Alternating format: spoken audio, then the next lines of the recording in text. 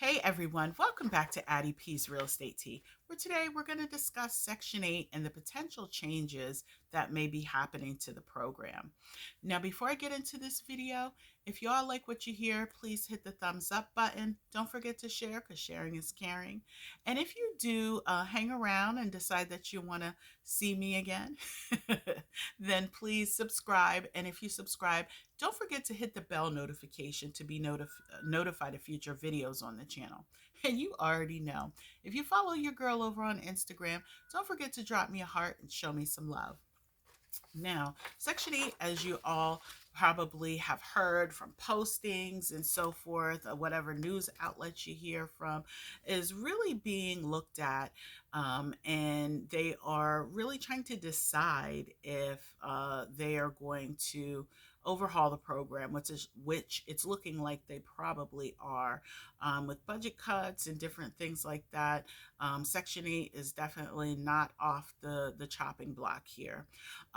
Now, I've talked about Section 8 quite a bit in my videos. And by the way, I just want to kind of preface before I start rambling on here that as of the time of this video being shot, which is in late May, no changes have been made, definite, but they are looking pretty darn strong here that they are going to indeed be overhauling this program. Now, just real quick, I have been an advocate of Section 8, especially for my new investor crowd.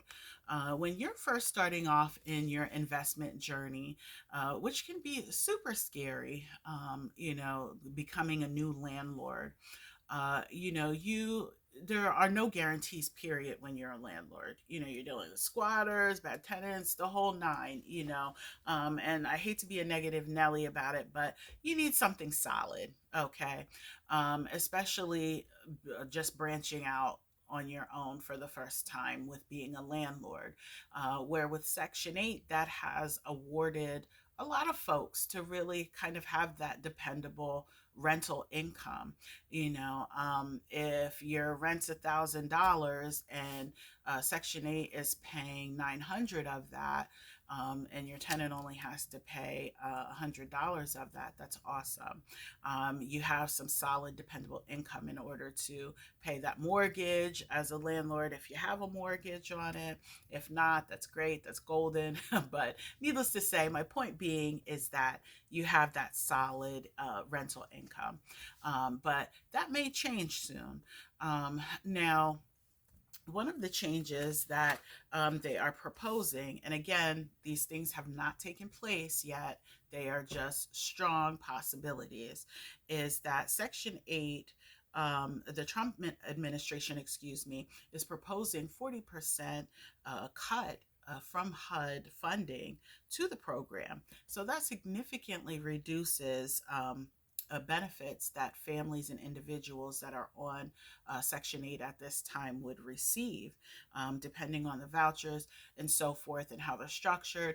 Those items would then be passed on to the state, and no longer dealt with at a federal level, which would further put a strain on the state's budget and how they allocate funding.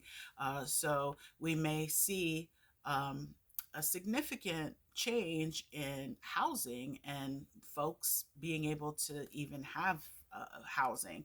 And housing affordability has been on the tip of a lot of politicians' tongues, and local elections and so forth, and just all over. Where is housing affordability and so forth? And are we ever going to get to a time where we are seeing a reduction in the housing prices and housing affordability being a thing again, of people being able to actually make rent and so forth? So something to look at.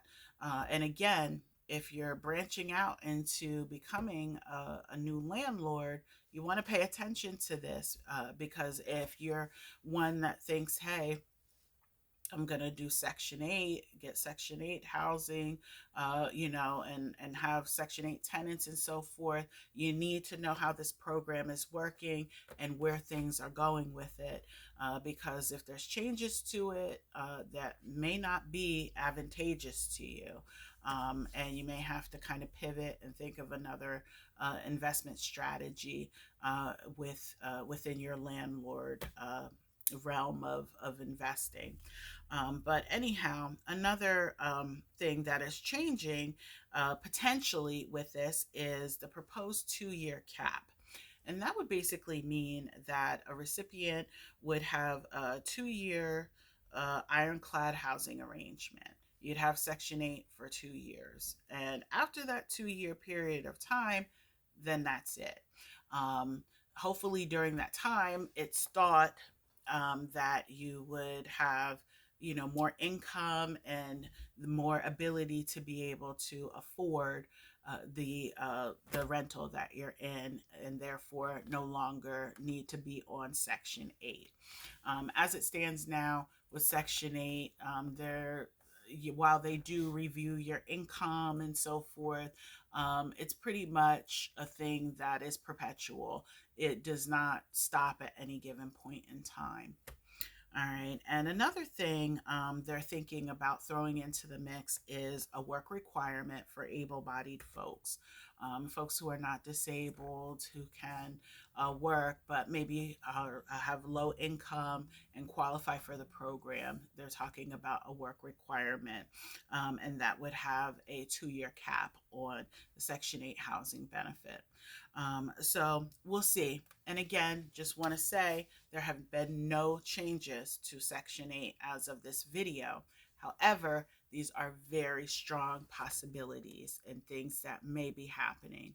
So stay tuned. The more I know, the more I share. All right, guys. Well, until the next one, you all have a blessed one.